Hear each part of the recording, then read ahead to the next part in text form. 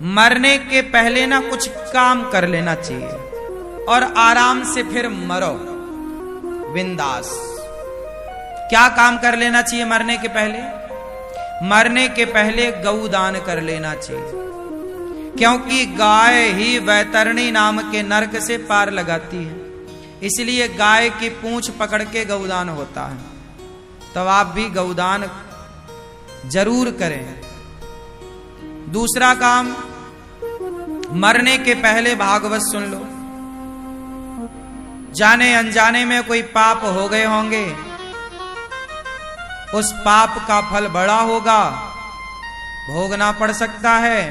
इसलिए जैसे लोहा पारस के स्पर्श से क्या बन जाता है, ये बात सही है कि झूठी है?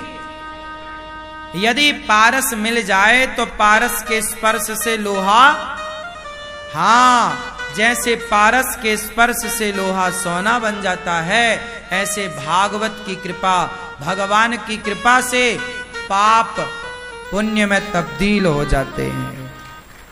सन्मुख हो ही जीव मोहि जबहि, जन्म कोट यज्ञ नासहि तबहि। पूतना बहुत बड़ी पापनी थी, तार दिया कि नहीं? उसके पाप ही पुण्य बन गए कि नहीं? शिशुपाल गालियां देता था, पापी था, प्रभु ने कृपा की, पुण्यात्मा हो गया कि नहीं? फिर तो पापी भी यदि भागवत सुनता है तो वह मोक्ष का अधिकारी बन जाता है। और तीसरा काम, मरने के पहले अपनी 13वीं कर लो, फिर आराम से मरो। 13वीं, ये 13वीं कैसे होगी महाराज जी मरने के पहले?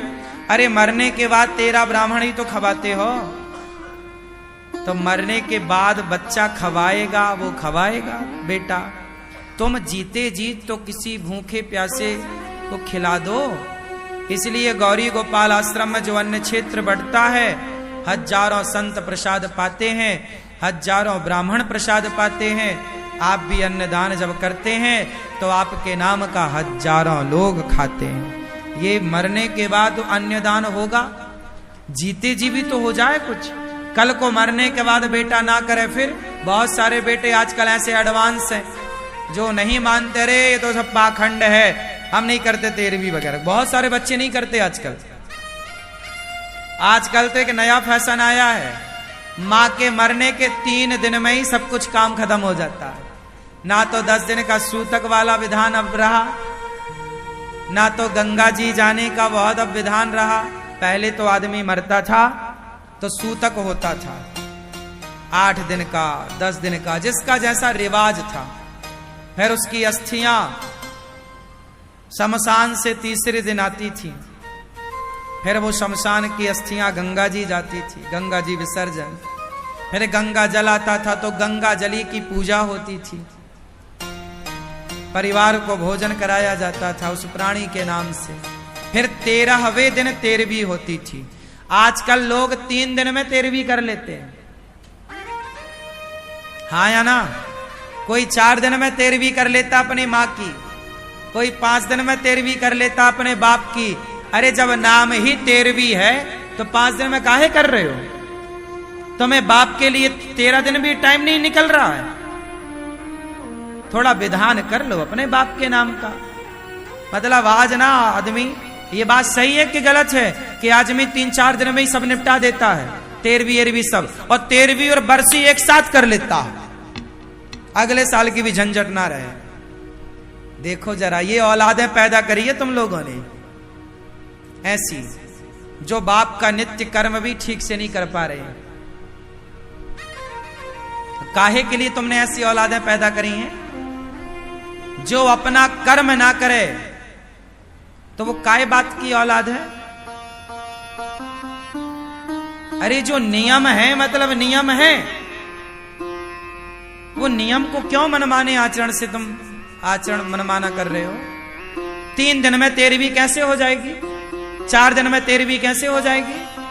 13वें दिन ही 13वीं होती है, नाम ही है 13वीं, 13वें दिन। बरसी साल भर के बाद, वर्ष भर बाद बरसी, थोड़ा इन नियमों में ना मनमानी ना करो।